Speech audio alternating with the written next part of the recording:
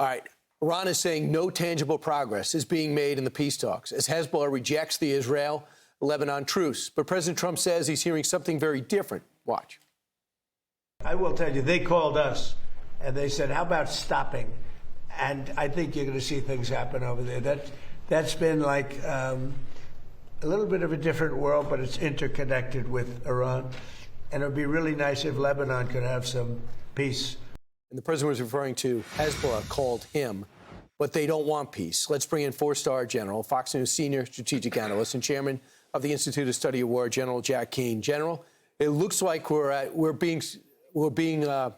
whole thing is stalled, any of these peace talks. We're now in our 8th week. Where do you think of a ceasefire? It's supposed to be 2 weeks. Yeah. What's next? Well, first of all, let's just start with the fact that in close to 50 years, only one president has taken consequential action against Iran and their predator behavior in the region, and that's President Trump, obviously. 5 weeks of epic fury and a naval blockade has devastated this regime militarily and economically. But they're down, and they're not out.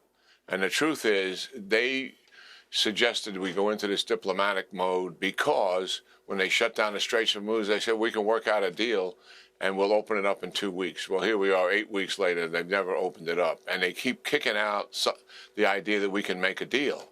And I think we have to accept the reality that's just not going to happen. They have one motive in mind here: stretch out negotiations as much as possible, get as close to the political situation in terms of midterm elections, and there will be less likelihood that President Trump would ever pull the trigger and go back to military operations. I believe that is their unstated strategy, their public strategy. Oh, we're going to make a deal. We're interested in making one.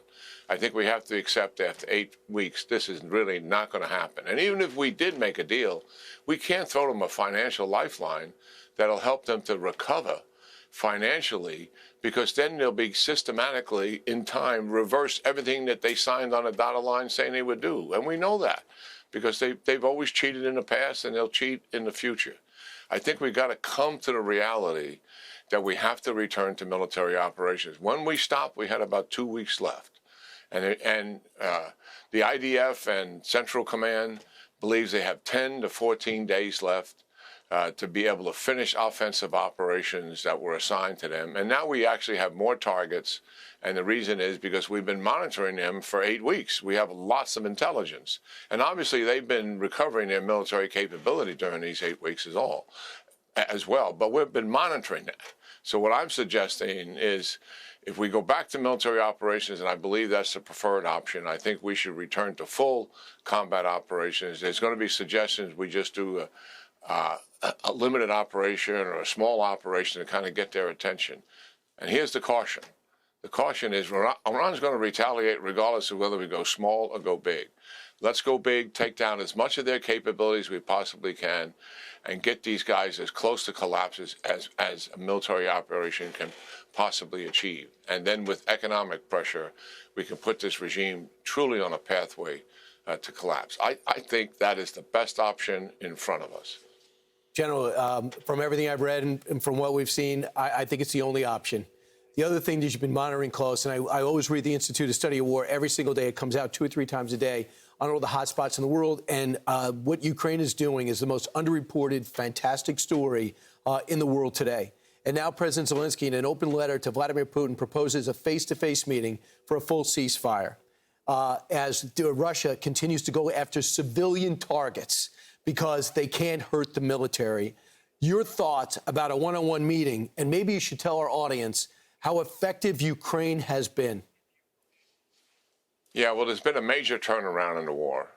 Russia has started their spring and summer offensive, and it has failed miserably. They are losing more territory than they have the ability to take, and that means that Ukraine is on the offense and is retaking territory. They've actually also, despite the dominance of drone warfare, which led to positional warfare on the ground as a result of it, no operational maneuver, no tanks, no fighting vehicles, Ukraine has returned to tactical maneuver. They figured out how to suppress Ukraine's drones at the same time maneuver with those tanks supported by artillery and supported by drones, and obviously infantry on the ground. So the war has changed. And for the first time ever, Putin cannot replace the number of casualties he's taken. In other words, he's taken more casualties than he has people to replace them. And obviously that's diminishing returns. And he's in a bind. And economically, he's hurting despite all of the bluster that they have at the St. Petersburg Economic Conference just held recently, telling the world what kind of great shape they are. It's just a bunch of hooey saying they've had 10% growth and they're solid economically. Quite the opposite is taking place here. So Ukraine has a momentum and the war is turned around completely. So this false narrative that Russia's winning the war, let's put that aside. It never was the case, and it surely is not the case now. The advantage and momentum is on the side of Ukraine. Russia is using attacks on civilian populations to deflect and diffuse the international public's awareness of what is actually happening on the ground. And the principal thing they're using to hurt the population is ballistic missiles. And they're doing that because they know Ukraine has a shortage of intercepts in doing that. These, particularly the PAC-3 Patriot intercepts. They fly hundreds of drones at Ukraine. Ukraine takes down 90% of them. Ballistic missiles, 15 to 20% only. The rest are getting through. And some of that obviously is hitting the target. Some miss the target. But the reality is they need intercepts. And what Ukraine is offering, give us the licensing rights to manufacture these PAC-3 intercepts ourselves. They've already made long-range missiles, offensive missiles. They want to build defensive missiles. So we don't need Raytheon or Lockheed Martin to build them for them. They can do it themselves. Just give them the licensing rights. I suggest Ukraine turn back 25% to the United States as a result of the deal, and they keep 75%. This is a no-brainer solution.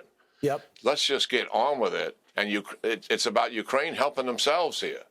And taxpayer, no exchange whatsoever. Ukraine can take care of this. That's other things we need to do. Certainly upgun them through NATO on the other things that they need, and hit them hard with sanctions. We got Russia taking a knee here. Let's really punish them. I hear you. General Jack Keane, give them the licenses and let them win. They are the good guys in this. And Putin is losing. He's losing support amongst his own elites, too. General Jack Keane, thanks so much. Be sure to like and subscribe for all the Fox News latest on YouTube and catch full shows streaming now on Fox One.